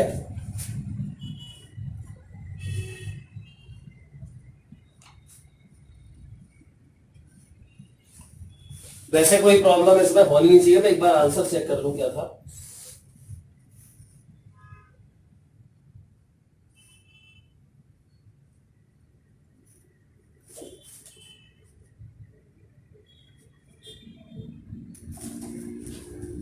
म्यू नहीं, ये बस सॉरी, ये √3 आएगा, √3, ठीक। बस यहां पे मैंने कैलकुलेशन मिस्टेक कर दी थी। तो आई होप ये वाली बात आप लोग समझ गए होंगे। बेटा अब मैं ये क्वेश्चन मिटा रहा हूं और अब ये वाला नीचे वाला क्वेश्चन हम लोग करेंगे। तो देखिए क्या कह रहा है इस क्वेश्चन में, कह रहा है कि आप prism is made up of a glass, glass से बना हुआ है, ऑफ रिफ्रैक्टिव इंडेक्स 3/2। ग्लास का रिफ्रैक्टिव इंडेक्स मतलब mu glass a mu g कितना है 3/2 मतलब 1.5। चलो it's angle of minimum deviation, it's angle of, तो इसको म्यू ही मान लो, इसका angle of minimum deviation del m is equal to the refracting angle of prism. Refracting angle क्या होता है, ए, एंगल ऑफ प्रिज्म। कह रहा है calculate the angle of prism, कह रहा है ये बताओ ए कितना होगा, ठीक। तो क्या प्रॉब्लम है इसमें, हम जानते हैं म्यू बराबर sine A plus del M by 2 upon sine a/2, यही तो हम लोग जानते हैं। अब क्या करें हम, देखो ये डेल एम की जगह पे a डाल दो, खत्म, म्यू की जगह 3/2 डाल दो, तो ये 3/2 बराबर साइन ए की जगह, डेल एम की जगह पे a, तो ये हो जाएगा साइन 2a, मतलब साइन a आ जाएगा ये, ठीक। a की जगह a और डेल एम की जगह पे भी है, तो 2a और a, ये बचा अपॉन साइन a/2। ये देखो 3/2 बराबर साइन a को लिख दो 2 sine a/2 cos a/2 upon sine a/2, sine a/2 sine a/2 खत्म। तो कॉस a/2 बराबर, देखो कॉस a/2 और कॉस a/2 बराबर बचा 3/4, तो a/2 बराबर कॉस इनवर्स 3/4, तो a बराबर हो गया 2 कॉस इनवर्स 3/4। ये हमारा आंसर हो गया। आई होप सब लोग इसको जरूर समझ गए होंगे। देखो बेटा ये 3 न्यूमेरिकल्स है, ये तीनों न्यूमेरिकल्स आप लोग कर सकते हो, लेकिन मैं हिंट फिर भी दूंगा, ठीक है। इनके आंसर भी देखो मैंने लिख दिए हैं, ठीक। कह रहा है कि आप प्रिज्म विथ ए बराबर 60 degree produces a minimum deviation of 30 degree, मतलब ये हो गया डेल एम, ये हो गया ए। कह रहा है find refractive index of material, तो क्या कितना सरल है यार। मिनिमम डेविएशन की कंडीशन आपको याद होगी, डिराइव करवाया फॉर्मूला, म्यू बराबर sine a plus del M by 2 upon sine a/2। क्या इसमें a और डेल एम दोनों दिए हैं, हाँ दिए हैं, डेल एम ये है, a ये है, रख दोगे खत्म क्वेश्चन, क्लियर। चलो ये पहला सोल्यूशन हो गया। अब देखो दूसरा क्वेश्चन, कह रहा है कि the angle of minimum deviation for a glass prism mu equal √3, तो ये म्यू दिया है हमें √3, और एंगल ऑफ मिनिमम डेविएशन मतलब del m equals the refracting angle, मतलब डेल एम बराबर हो गया a। कह रहा है फाइंड एंगल ऑफ प्रिज्म, मतलब ये a जो है वो कितना है। कितना सिंपल क्वेश्चन है। सबसे पहले तो हम लोग जानते हैं मिनिमम डेविएशन की कंडीशन में क्या होता है, म्यू बराबर sine a plus del M by 2 upon sine a/2। Mu देखो ये √3 दिया है, a और डेल एम बराबर है, तो यहां पे डेल एम की जगह पे रख दो a और नीचे भी a। साइन देखो ये म्यू हो जाएगा √3 बराबर साइन 2a और अपॉन a, मतलब साइन a हो जाएगा और नीचे साइन a/2। इस ऊपर साइन a का फॉर्मूला लगा दो, तो 2 sine a/2 cos a/2, sine a/2 sine a/2 खत्म, ये √3/2 हो जाएगा। बराबर कितना cos a/2। अब cos a/2 में √3/2 किसकी वैल्यू होती है 30 डिग्री की, तो a/2 इक्वल 30 डिग्री, तो a बराबर 60 डिग्री। क्लियर, ये खत्म हो गया क्वेश्चन। चलो थर्ड क्वेश्चन देखो। थर्ड क्वेश्चन में कह रहा है कि N isosceles prism a equal 45 degree. अब देखो इसका a दिया है अपन को, ये a बराबर 45 डिग्री और आइसोसेलेस है, मतलब ये और ये इक्वल हो जाएंगे, 67.5 डिग्री आ जाएगा। ठीक, तो it is found that when the angle of incidence is same as of reflecting angle, तो a और यहां पे काम करते हैं नॉर्मल बना के ये इंसिडेंट कर देते हैं, तो ये I जो है वो A के इक्वल है, रिफ्रैक्टिंग एंगल के बराबर है, तो I भी 45 डिग्री हो गया। तो कह रहा है कि रिफ्रैक्टिंग एंगल के बराबर हो गया। द इमर्जेंट रे ग्रेजेस द इमर्जिंग सरफेस, तो ये देखो रिफ्रैक्टेड रे हो गई और यहां फिर से नॉर्मल बनाओ और इमर्जेंट रे ग्रेज करती हुई जा रही है, मतलब ये जा रही है। ठीक, तो यहां पे E की वैल्यू हो गई तुम्हारी 90 डिग्री। तो फिर ये जो है देखो, ये होता है R1 और ये होता है R2, तो R2 की वैल्यू हो जाएगी क्रिटिकल एंगल C के बराबर, या छोड़ो R2 ही रहने दो, हम तो सीधा स्नेल्स लॉ लगाएंगे, यहां स्नेल्स लॉ लगाएंगे और यहां स्नेल्स लॉ लगाएंगे। चलो, तो ray grazes the find the refractive index of material, मतलब इसका म्यू पूछ रहा है। तो चलो पहले फर्स्ट सरफेस पे लगा देते हैं स्नेल्स लॉ। तो 1 यहां तो एयर है ना, तो 1 इंटू साइन 45 इक्वल, यहां म्यू है तो म्यू इंटू साइन R1, तो ये हो गई फर्स्ट इक्वेशन।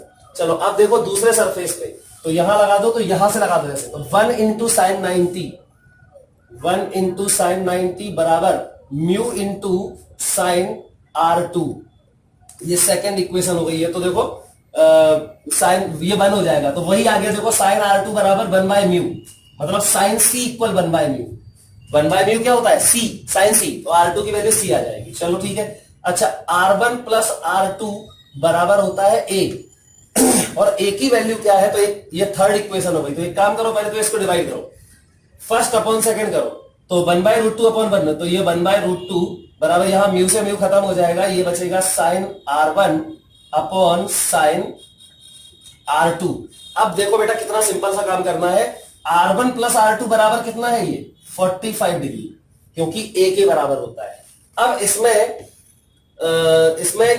इसमें एक काम करो, देखो ये R1 है और ये R2 है, और एक इक्वेशन ये है, एक इक्वेशन ये, एक इक्वेशन ये, तो यहां से किसी एक को हटा दो, चलो R2 को हटा दे रहे, तो या R1 को हटा दो, तो 1/√2 इक्वल हो जाएगा साइन R1 की जगह पे डाल दो 45 माइनस R2 और अपॉन देखो साइन R2। तो क्या इसको सॉल्व करके आप साइन R2 की वैल्यू निकाल लोगे, इससे सॉल्व करके आप R2 की वैल्यू निकालोगे, R2 की वैल्यू यहां डाल दोगे, तो क्या आपको म्यू नहीं मिल जाएगा। तो आई थिंक ये कर सकते हैं, आंसर इसका आएगा √5। बिल्कुल सिंपल सा क्वेश्चन था। देखो बेटा, प्रिज्म खत्म हो चुका है और हम लोगों का अब अगला टॉपिक आ गया है। अगला क्या, ये लास्ट टॉपिक है, बस लेंस रह गया था। तो हम लोग लेंस सीखेंगे, सबसे इंपॉर्टेंट, बहुत भयंकर इंपॉर्टेंट। तो चलो लेंस होता क्या है पहले तो जल्दी से बता देते हैं। लेंस एक ट्रांसपेरेंट मटेरियल होता है जो सराउंडेड होता है दो सरफेसेस से, और उन दोनों सरफेसेस में से कम एक सरफेस कर्व जरूर होना चाहिए। जैसे कि मान लो अगर मैं तुमसे कहूं ये एक कांच है, मतलब ग्लास है अंदर, लेकिन इसके दोनों सरफेस देखो प्लेन है, तो क्या ये लेंस है? नहीं, ये लेंस नहीं है। ये क्या है? ये एक प्लेन ग्लास शीट है। ठीक, अगर मैं इसी का ये वाला सरफेस ऐसा बना दूं या ऐसा कर्व्ड बना दूं, कोई भी एक या दोनों, तो हम इसको लेंस बोलने लगते हैं। तो लेंस क्या होता है? जिसका कम से कम एक सरफेस सराउंड वो कर्व जरूर हो, ऐसा ट्रांसपेरेंट मीडियम। ठीक, चलो अब लेंस कितने टाइप का होता है? तो लेंस दो टाइप का होता है। एक होता है कन्वर्जिंग लेंस। कन्वर्जिंग मतलब जो आने वाली रेज को, कैसी भी रेज आ रही हो, इंसिडेंट रेज को क्या कर देता है? कन्वर्ज कर देता है। देखो जैसे ये रेज ऐसे ऐसे आ रही थी, है ना, ये ऐसे रेज आ रही थी, तो क्या करेगा? ओरिजिनल डायरेक्शन ये है, देखो ये ओरिजिनल डायरेक्शन है, लेकिन अगर यहां पे बीच में हम लेंस रख दें तो यही रेज कन्वर्ज हो जाएंगी, तो हो सकता है ऐसी हो जाए। देखो ये जरूरी नहीं कि ये आगे मिल जाए, कन्वर्ज होके आगे मिल जाए जरूरी नहीं है, लेकिन जो जितना डाइवर्जिंग आ रही थी उससे कम डाइवर्ज हो जाएंगी, देखो कन्वर्ज हो जाएंगी। अच्छा, तो ये कन्वर्जिंग लेंस आई थिंक समझ गए होंगे, कन्वर्ज करता है। और मिरर में कौन करता है ऐसा? कॉनकेव मिरर, ठीक। तो कन्वर्जिंग लेंस या इसी को हम बोलते हैं कॉन्वेक्स लेंस। लेकिन मिरर में उल्टा होता है, मिरर में कन्वर्जिंग मिरर कॉनकेव होता है। देखो आप सारी रेस जो भी कॉनकेव पे गिराते हो आप, क्या होता है उनका टुवर्ड्स, मतलब जैसे जैसी भी आ रही हो वो कुछ कन्वर्ज हो जाती है। और कॉन्वेक्स मिरर क्या करता है? दूर दूर कर देता है, डाइवर्ज कर देता है। तो कॉनकेव मिरर कन्वर्जिंग मिरर होता है और कॉन्वेक्स मिरर डाइवर्जिंग मिरर होता है। वो ये ऐसे रेज आ रही है तो और दूर कर देगा इनको, ठीक। चलो अब मैं तो लेंस की अभी बात कर रहा हूं, मिरर के बारे में बता दिया मैंने। लेंस में कन्वर्जिंग लेंस कॉन्वेक्स लेंस होता है और डाइवर्जिंग लेंस मतलब जो रेज को, यही रेज जो अभी आ रही थी ये कन्वर्ज हो गई, किसने किया? कॉन्वेक्स लेंस ने। लेकिन अगर मैं कॉनकेव लेंस रख दूं तो ये और दूर कर देगा। ये देखो ऐसे आ रही थी, ये और दूर हो गई, डाइवर्ज कर दिया। तो डाइवर्जिंग लेंस होता है कॉनकेव लेंस। क्लियर? ओके। अब इसकी पहचान क्या है? तो पहचान है कन्वर्जिंग लेंस या कॉन्वेक्स लेंस की पहचान है ये बीच में थिक होते हैं और किनारे पे देखो लिखा हुआ है thick at middle and thin at edges, और इसका उल्टा ये होता है, ठीक। अब एक जनरल आपको रेफरेंस लेने के लिए दो याद रखने पड़ेंगे, ये है कॉन्वेक्स लेंस और ये है कॉनकेव लेंस। तो देखो ये किनारे पे कैसा है? पतला और बीच में मोटा है। यहां देखो ये किनारों पे मोटा है और बीच में पतला है। क्लियर? ये विशेषता है किसकी? कॉन्वेक्स और कॉनकेव की। अब मैंने क्या बोला? इसमें दोनों सरफेस कर्व्ड है, इसमें भी दोनों सरफेस कर्व्ड है, समझे? तो इसको पहले तो मैं यही वाला, अब देखो रेफरेंस, बहुत ध्यान सुन। प्लेन भी तो हो सकता है एक सरफेस, मैंने अभी बताया था एक सरफेस प्लेन भी हो सकता है। दो में से दोनों भी कर्व हो सकते हैं और हो सकता है कि एक कर्व हो और एक प्लेन हो, ऐसा भी हो सकता है। अब सुनो, हम कॉन्वेक्स लेंस और कॉनकेव लेंस दो टाइप के लेंस पढ़ रहे हैं। अब कॉन्वेक्स कितने टाइप का होता है? ये कॉन्वेक्स 3 टाइप का होता है। कैसे? देखते हैं। तो जब भी आप कॉन्वेक्स लेंस बना रहे हो या जब भी आप कॉनकेव लेंस बना रहे हो, आपको दो सरफेस बनाने पड़ेंगे, फर्स्ट सरफेस और सेकंड सरफेस। फर्स्ट सरफेस जब आप बनाओगे, फिर से बोलता हूं, जब कॉन्वेक्स लेंस का फर्स्ट सरफेस बनाओगे तो आप यहां से कंपेयर करोगे। ये मैंने बना दिया है, देखो ये फर्स्ट होगा तो ऐसा और सेकंड होगा तो ऐसा। First surface of convex lens is this and second surface of convex lens is this. ये हमेशा ध्यान रखना है। अब अगर कॉनकेव लेंस का फर्स्ट सरफेस बना रहे हो तो ये, और कॉनकेव लेंस का सेकंड सरफेस बना रहे हो तो इस टाइप से। ये रेफरेंस लेना है, तो ये हमेशा याद रखना। अब चलो हम बनाते हैं। तो मैं बना रहा हूं पहले कॉन्वेक्स लेंस, 3 टाइप का होगा। कौन सा 3 टाइप का होगा? बनाते हैं। देखो, जब पहले केस में जब दोनों ही कर्व्ड हो, जब दोनों सरफेस कर्व्ड हो, ठीक। चलो, तो दोनों लेंस, दोनों सरफेस अगर कर्व्ड है तो फर्स्ट और सेकंड दो ही तो यहां बनाने हैं। तो बनाओ किसका? कॉन्वेक्स लेंस का फर्स्ट सरफेस। तो ये ऐसा बनाना पड़ेगा, बना देते हैं ये। अब कॉन्वेक्स सेकंड बनाना है, वो भी कर्व्ड बनाना है, तो कॉन्वेक्स लेंस का सेकंड सरफेस ये ऐसा, ये बन गया। तो ये तो हो, इसको बोलते हैं डबल कॉन्वेक्स। क्या बोलते हैं? डबल कॉन्वेक्स या बाई कॉन्वेक्स लेंस। यहां लिख लेना आप लोग, डबल और by convex lens, by convex lens. ये हो गया पहला, खत्म। बहुत सरल है, देखना अभी। अब चलो दूसरा बनाते हैं। दूसरे में क्या करते हैं देखना, एक तो बना दे रहे कॉन्वेक्स और दूसरा बना दे रहे प्लेन।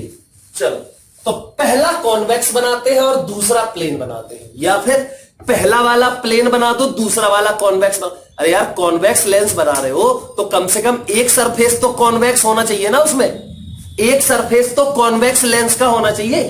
चलो, तो पहला बनाते हैं कॉन्वेक्स दो सरफेस बनाने हैं, तो पहला कॉन्वेक्स, तो पहला सरफेस कॉन्वेक्स का यहां से पता चलेगा, तो ये है कॉन्वेक्स का पहला, तो ये ऐसे बनेगा। अब दूसरा सरफेस प्लेन, तो प्लेन तो ये हो गया, क्लियर।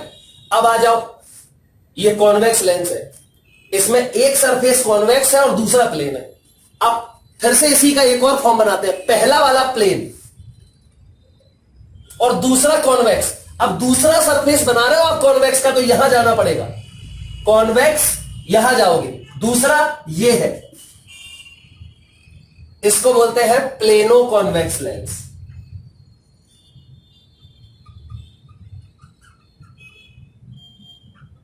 ठीक, चलो तीसरा बनाते हैं।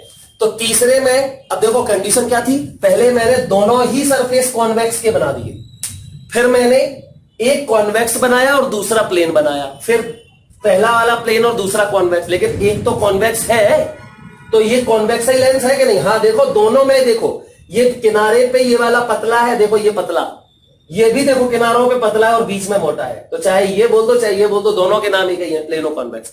अब मैं क्या कर रहा हूं, अब मैं एक कॉन्वेक्स सरफेस बनाऊंगा और एक कॉनकेव बनाऊंगा, लेकिन एक तो है कॉन्वेक्स। चलो आ जाओ, तो पहला वाला बनाते हैं कॉन्वेक्स, तो कॉन्वेक्स का पहला तो ये बना दिया।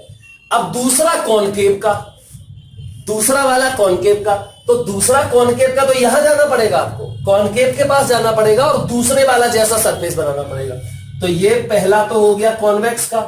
अब दूसरा कॉनकेव का, तो ये ऐसा होता है, ऐसा, तो ये लोग बना दे रहे ऐसा, इसमें क्या दिक्कत है, बन गया। अच्छा अब देखो क्या ये फाइनली ये कॉन्वेक्स लेंस है या नहीं, तो देखो बीच में मोटा और किनारों पे पतला, सही है, लेकिन इसकी विशेषता क्या है, पहला वाला क्या है, कॉन्वेक्स है, देखो ये, और दूसरा वाला क्या है, कॉनकेव का है, देखो ये। ऐसे ही उल्टा कर दो, पहला वाला सरफेस कॉनकेव का बना दो, तो मतलब कॉनकेव पे जाना पड़ेगा, ये ऐसा, तो ये ऐसा बना दिया, पहला सरफेस कॉनकेव का। अब दूसरा सरफेस कॉन्वेक्स का, तो कॉन्वेक्स पे जाओ, दूसरा ये होता है।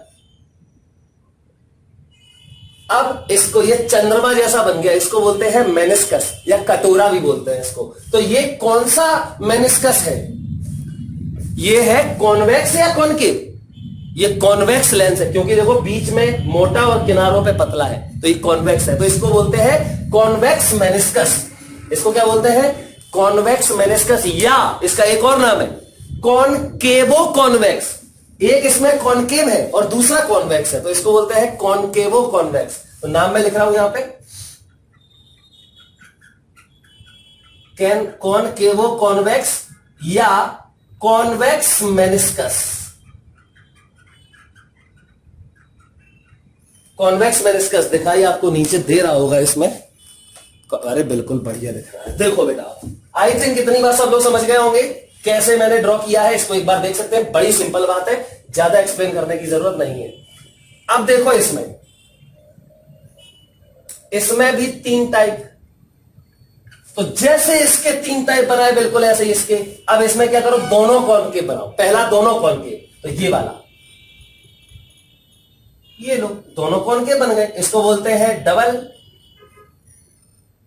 या बाई कॉनकेव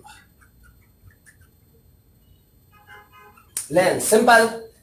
दूसरा बनाओ, अब दूसरे में फिर वही बात जैसे इसका बनाया था, एक कॉनकेव और दूसरा प्लेन, एक कॉनकेव, चलो पहला वाला कॉनकेव, तो कॉनकेव का पहला तो ये होता है, ये बना दिया। अब दूसरा प्लेन, दूसरा प्लेन दिमाग लगाना है, दूसरा प्लेन, अब तुम दूसरा प्लेन यहीं से तो इसके बीच में बनाओगे, तो क्या यहीं बना दोगे का, ये तो गलत हो जाएगा, यहां बना दिया तो ये तो फर्स्ट बन जाएगा, यहां बनाना है, तो इसको ऐसे बनाना पड़ेगा। अब देखो कंडीशन भी सेटिस्फाइड हो गई, बीच में पतला, देखो है पतला और किनारों पे मोटा है।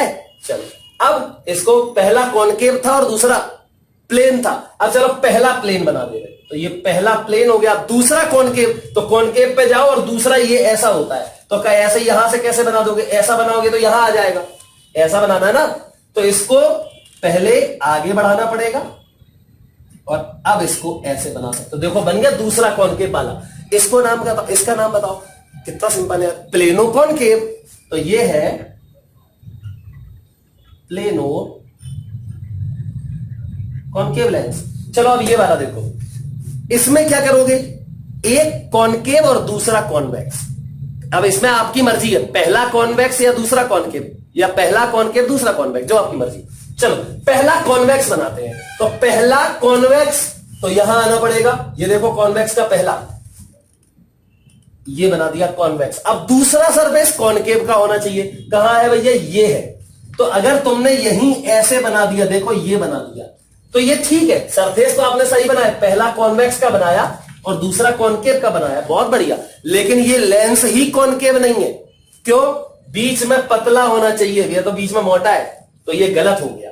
तो दूसरे सरफेस को बनाने का ट्रिक कैसा होगा, खुद भी दिमाग लगा सकते हो। थोड़ा सा इसको आगे बढ़ाओ और अब ऐसे बनाओ, देखो बन गया पहला वाला कॉन्वेक्स और दूसरा कॉनकेव, और कंडीशन भी सेटिस्फाइड, देखो बीच में पतला, किनारों पे मोटा, क्लियर। अब ऐसे ही दूसरा बनाओ, तो पहला वाला कॉनकेव, तो पहला कॉनकेव बनाओ अगले वाले का, तो ये ऐसा बनेगा। चलो ये बन गया पहला कॉनकेव, ठीक। अब दूसरा कॉन्वेक्स, तो कॉन्वेक्स पे आओ, ये है दूसरा। अब यहीं से तुम ऐसा बना दोगे तो फिर गलत हो गया, क्योंकि ये बीच में ये वाला बन गया, ये तो कॉन्वेक्स बन गया, तो ये दूसरा गलत बनाया है ना। तो अब सही कैसे बनाए, तो क्या करो, पहले इसको थोड़ा सा आगे बढ़ाओ, इसको भी थोड़ा सा आगे बढ़ाओ, और अब यहां से इसको मिलाओ, देखो बन गया, बीच में पतला किनारों पे मोटा, यही तो होता है। इसका नाम बताओ, ये मेनिस्कस है, कटोरा। कौन सा, कॉनकेव कटोरा, मतलब कॉन्वेक्सो, बाद में कॉनकेव लिखोगे, क्योंकि लेंस तो कॉनकेव ही है ना, लेकिन एक सरफेस कॉन्वेक्स है, तो कॉन्वेक्सो कॉनकेव। इसका नाम क्या था, कॉनकेवो कॉन्वेक्स। तो यहां पे इसको मेनिस्कस भी बोल सकते हो आप, कौन सा, कॉनकेव मेनिस्कस। तो इसका नाम एक और है, मैं यहां पे लिख दे रहा हूं, नीचे लिख लेना, कॉनकेव मेनिस्कस, ठीक। तो ये हमारा लेंस का बनाने का तरीका हो गया। आई होप बड़ा सिंपल है और इसमें बहुत ज्यादा टाइम देने की जरूरत नहीं है।